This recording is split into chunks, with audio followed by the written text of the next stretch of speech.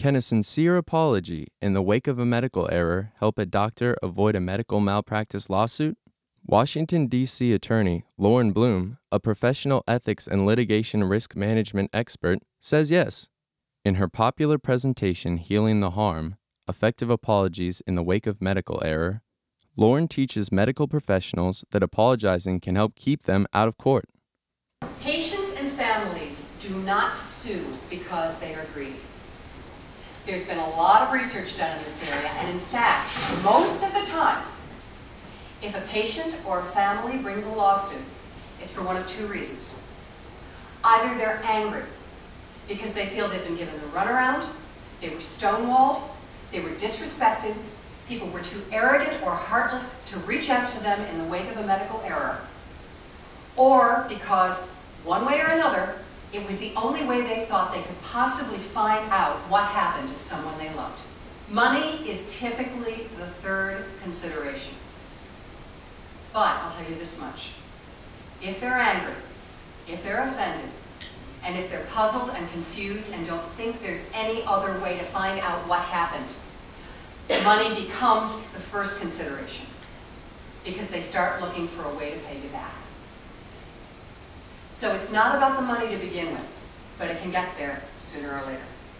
An effective apology can significantly reduce your risk of lawsuits. Think back to what I said about why patients sue or their families. They're angry. They want to find out what happened. They're looking for fair compensation. If you make an effective apology, you will soothe that anger because you'll have approached these people with respect and courtesy and listened to what they had to say. You'll explain what happened so they won't wonder anymore. And part of making an effective apology is making appropriate amends for the harm. If you don't remember another thing I say to you tonight, remember this. It's all about relationships. If your patients like you and believe that you like and respect them, they are much, much more likely to forgive you if you make a mistake that injures them.